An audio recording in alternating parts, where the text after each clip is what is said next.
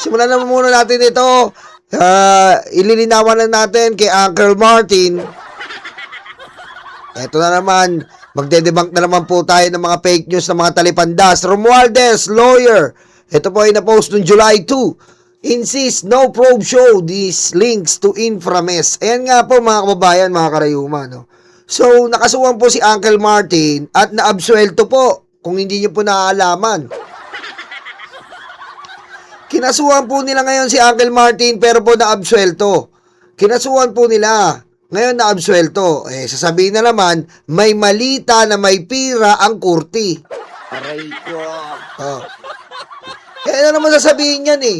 Naabsuelto si Uncle Martin. May malita na may pira ang kurti. Di ba? Ang mga ulo nila ay may koto.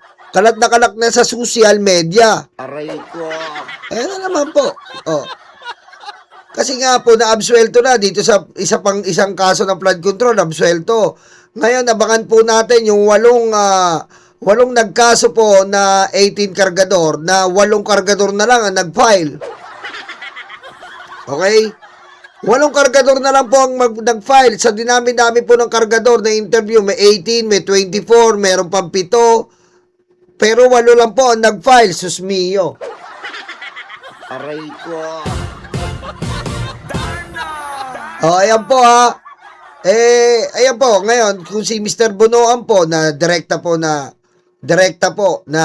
makakasuhan at magiging state witness para daw po ituro si Uncle Martin, malaman na lang po natin. Basta tayo, ang gusto natin matapos po itong flood control. At kung may kaso po si Uncle Martin, inuulit ko, kasuhan nyo.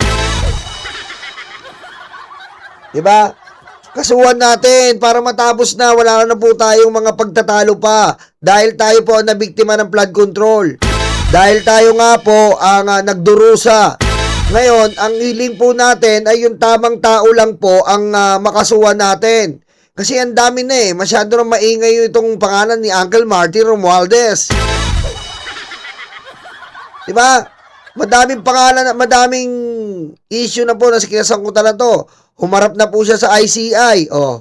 Wala rin nakuha ang findings ang ICI. Aray ko. Diba?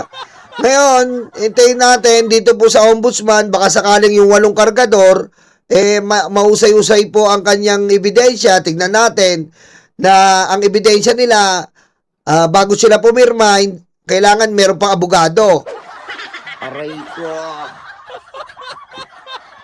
Okay? Kailangan may abogado muna bago nila pirmahan. Abay naman, special para siopaw. Aray ko. Diba?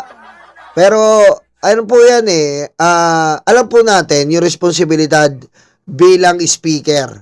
Yan po ang gampanin niya noon. And, nung una po, sinabi ni Ombudsman na meron siyang paglabag dahil sa kanyang ano ba yun? Ano ba yung kasong yun? Yung pinabayaan niya, parang pagpapabaya. Sobrang tama po yun para kay Romualdez. Kasi napabayaan niya po. Tama yun. Ako, sumasangayon ako. Napabayaan niya na makalusot ang mga iba't ibang ganito. Pero kung involved siya, malaman po natin.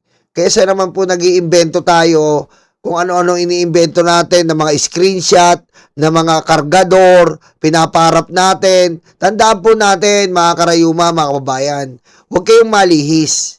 Kasi, hindi po natin kailangan ng 18 kargador. For a simple reason. Bakit kailangan mo sila kung merong saldi ko? Sila ba ang may direct knowledge? Ganyan po kasi sa korte. May direct knowledge ka ba sa nangyaring flood control? Anong sasagot nila? Wala po. Diba? Tinanong ka ng korte. Kayong 18 kargador na tanga-tanga. May direct knowledge ka ba sa flood control? Wala po. Saan ka may direct knowledge? Kaya saldi ko po. Aray ko. Bakit kayo saldi ko? Bodyguard po kami.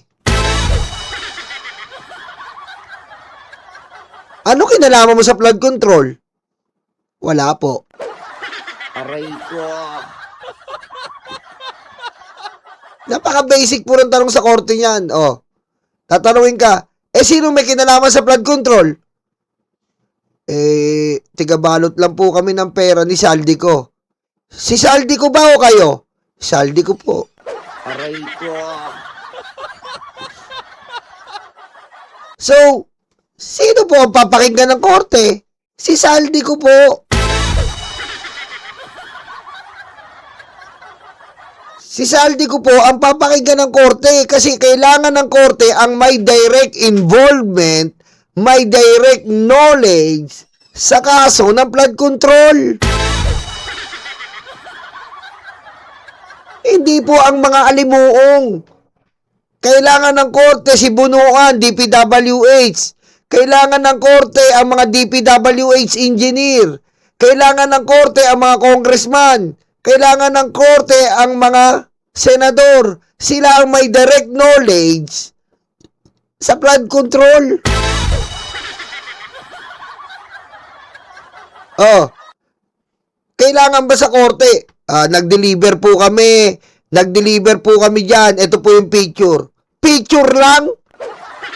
Aray ko. Sa korte po ngayon, hindi na po probable cause daw di umano ang kailangan. Kailangan, meron kang mapapakita na talagang may direct involvement at knowledge bago mo ihain yan. Hindi na yung katulad dati, probable cause lang. Aray ko.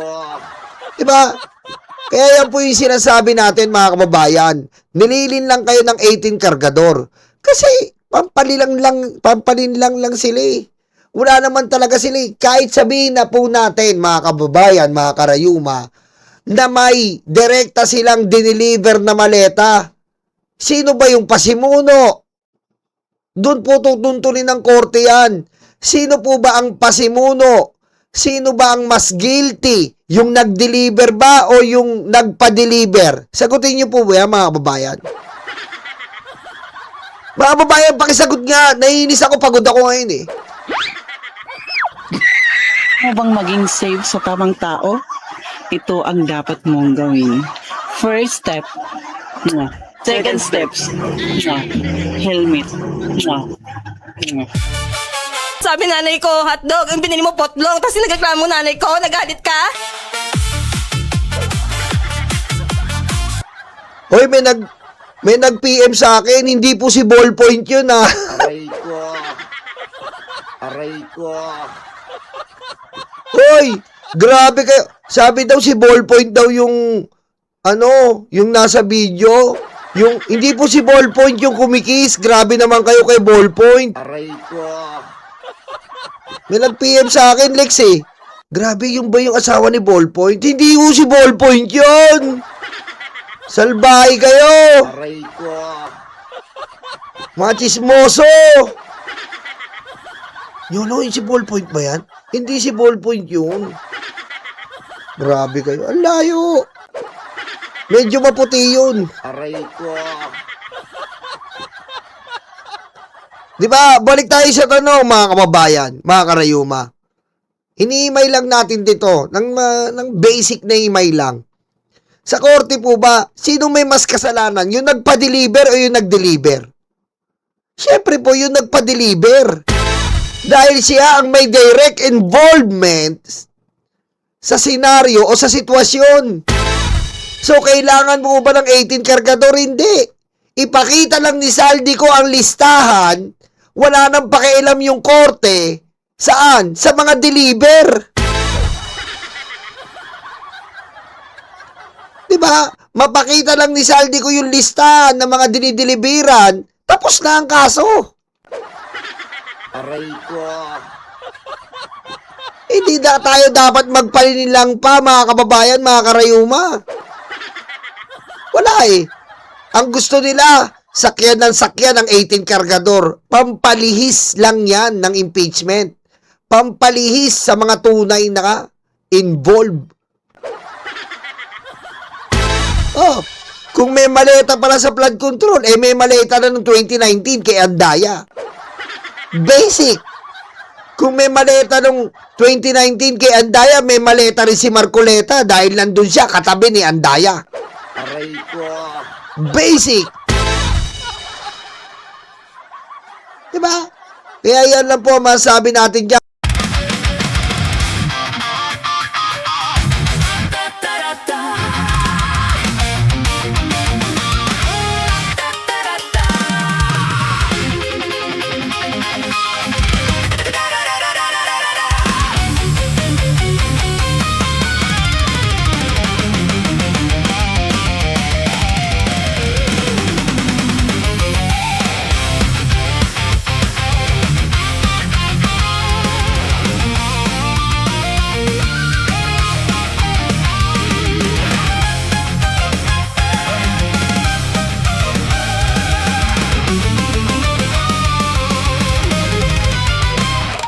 Madilim daw ang paligid, putukan daw ay maririnig.